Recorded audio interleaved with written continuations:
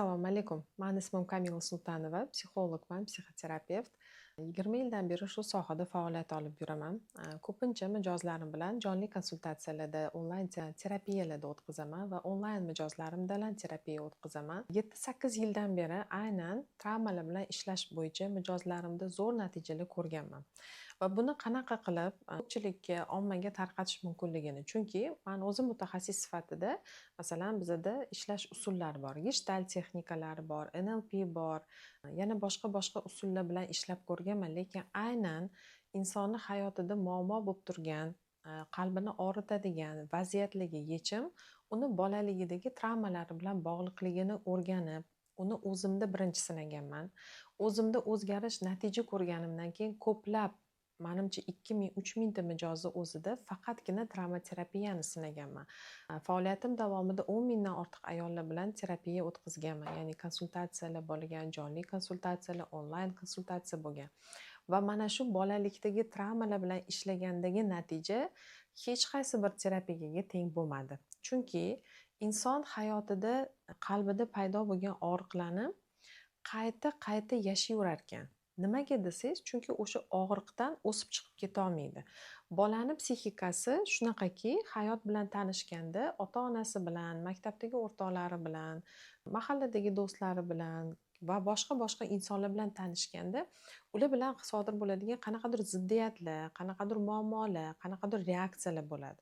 Mana shu reaksiyalarni inson o'zini ichkarisiga olib qo'yib, bu mani xarakterim deb o'ylab topadi. Va mana shu xarakterim shunaqa degan narsa bo'lgani uchun ham bir xil muammolarga duch keladi.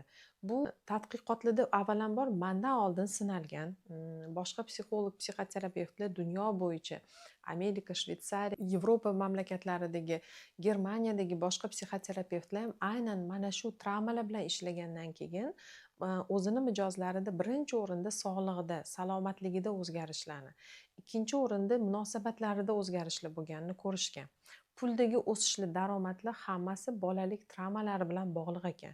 O'sha pul bloklari deb aytiladi-ku hozir psixologik tilda. Mana shular bolalikda shakllanganini ko'rgan. Va buni men ulardan o'rganib, o'zimda sinab mijozlarimda 100% natija ko'rdim. Chunki bolani aytganimdek og'rig'i hayotda shunaqa bitta o'yin o'ynar ekanki sizga, go'yoki o'sha og'riq sizda borligini tasdiqlamoqchi bo'ladi. Misol uchun, siz tashlab ketilganlikni his qilgan bo'lsangiz bolaligingizda, katta hayotda yana qayta tashlab ketilish his qildiradigan vaziyatlarga tushasiz. Yoki har qanaqa vaziyatda o'zingizni tashlab ketilgandek his qilasiz. Va o'sha men tashlab ketilmaganman degan his tuyg'uni yoki fikrni, reaksiyani o'zingizga o'rgata olganingizdan keyin u inson bilan bo'ladigan munosabatingiz butunlay boshqa darajaga chiqadi. Men psixolog sifatida mijozlarim bilan ishlaganimda ichkaridagi ustanovkalarimiz, hayotiy xulosalar, berilgan qarorlar, o'zimiz haqidagi fikrlar aslida o'zimizaniki emasligini bilib olganman. Chunki bu ovoz asosan onamizning ovozi bo'lar ekan. Sen anqo'san, sen uddalisan, sen qo'lingdan hech narsa kelmaydi, sen boy qizsan yoki bo'lmasam sen o'zi zo'r bolasan degan narsalarni eshitganimizdan keyin ichkarida bu ovoz, onamizning ovozi, men zo'rman yoki men uddala olmayman, men omadsizman, men loyiq emasman degan tushunchalarga aylanib qoladi. Va mana shu sabab men kursimning nomini ichimdagi onamning ovozi deb nomladik.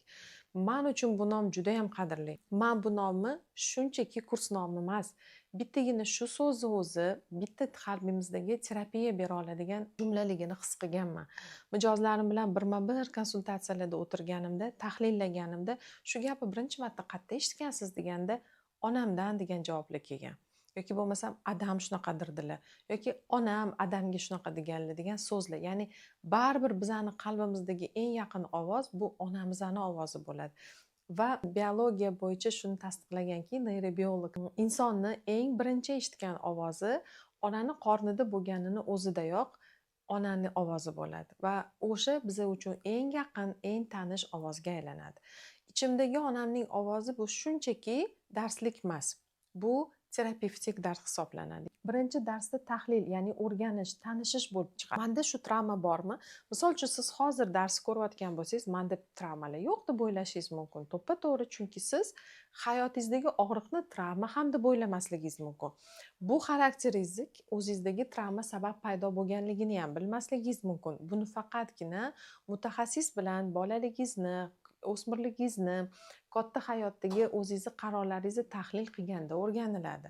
Travma degani bu sizda kimdir jarohat yetkazgani, kimdir sizni og'ritgani, xafa qilgani haqida emas. Buni juda ham ko'p marotaba tushuntirgim keladi. Men o'zim travma bilan ishlaydigan mutaxassisman, lekin travma bu ota-onani ayblash haqida emas. Ota-onam menga mehr bermagan, ota-onam menga e'tibor qaratmagan, ota-onam yaxshi tarbiya bermagan degan so'zlar emas. Travma bu meni ichkarida o'zim haqimda va hayot haqida paydo bo'lgan xulosalar degani. Demak, travma bu ota-onani ayblash emas. Bu sizni qalbingizda, ongingizda, xayolingizda dunyo va hayot haqida va eng asosiysi o'zingiz haqidagi tushunchalaringiz degani. Mana shu tushunchalarni o'zgartirganda sizda oldin fikr o'zgaradi, keyin unga nisbatan reaksiya o'zgaradi, ana undan keyin natija boshqacha bo'ladi. Toki sizda fikr o'zgarmas ekan, reaksiyangiz o'zgarmaydi. Reaksiyangiz o'zgarmaguncha sizdagi natija ham o'zgarmaydi. Inson muvaffaqiyatga erishmoqchi bo'lganida uni oldiga oldin pul kelib qolmaydi, oldin u o'sha holatda bo'ladi. Ya'ni katta daromadga, muhabbatga loyiqlik holatida bo'ladiki, keyin u hayotiga kiradi. Ana shu holatga olib kelib beruvchi dars ichimdagi onamning ovozi aynan mana shunaqa terapevtik kurs hisoblanadi, darslik hisoblanadi. Bunda siz o'zingizni yolg'on o'zingiz haqidagi tushunchalardan, o'zingizni qalbingizdagi bo'shliqlarni topib, ularni qanaqa to'g'ri to'ldirishni o'rganasiz. Bu shunchaki sizga nazariy, sizni ota-ona sevmagan, sizni ota-onangiz mehr bermagan, shuning uchun siz hozir shunaqa munosabatdasiz degan javob emas. Bu qalbingizdagi yarani topgandan keyin uni qanaqa to'g'ri yopish haqida, travmani qanaqa davolash haqida. Yana bitta muhim narsani aytmoqchiman. Tasavvur qiling, sizni qo'lingizda bir joyi shilindi. Ya'ni qanaqadir jarohat yetdi deylik. Va bu shilingan joyingizni doim sizga azob beradi. Suvga tegsangiz ham, shamolga tegsa ham, issiqqa chiqsa ham har qanaqa holatda og'rig'ini his qilasiz. Mana travma xuddi shunaqa qo'lingizdagi yaraga o'xshagan narsa. U kim bilan munosabatda bo'lishingizdan qat'iy nazar og'rib turadi. Agarda masalan sizni qo'lingizda yara bo'lmasa, shilinmagan bo'lsa, suvga qo'lingizni tegizganingizda achishmaydi-ku, to'g'rimi? Chunki qo'lingiz sog'lom. Xuddi shunaqa siz travma bo'lmasa, siz turmush o'rtog'ingiz bilan munosabatda konfliktlarga, ziddiyatlarga bormaysiz, sevilmaganlikni his qilmaysiz. Sog'lig'ingizda muammolar bo'lmaydi, pulda sizda muammolar tug'ilmaydi, chunki sizda hammasi joyida bo'ladi. Mana shu manda hammasi joyida degan o'zingizdagi to'liqlik, qalbingizdagi halovat, sakinat holatini ko'rish uchun, topish uchun aynan sizni ichimdagi onamning ovozi kursiga taklif qilaman. Men bu kursni juda ham yaxshi ko'raman. O'zi darsliklarim ko'p emas. Men asosan terapiya bilan shug'ullanaman. Bir nechtagina darslarim bor va shulardan eng sevganim bu ichimdagi onamning ovozi. Nimaga sevaman? Chunki natijasi zo'r, darsliklarning o'zi zo'r. Bunga qalbimdan his qilganim, ko'p yillik tajribam va haqiqatdan sizga yordam bera oladigan darsliklar bo'lgani uchun men buni juda ham yaxshi ko'raman. Ichimdagi onamning ovozi onlayn kursidan keyin siz boshqa doim aylanib yurgan takroriy ssenariylardan chiqishni boshlaysiz. Siz o'sha turmush o'rtog'ingiz bilan ziddiyatli munosabatlarni muhabbatga, pulsizlikni barakaga, salomatligingizdagi muammolarni shifoga aylantirishni o'rganasiz.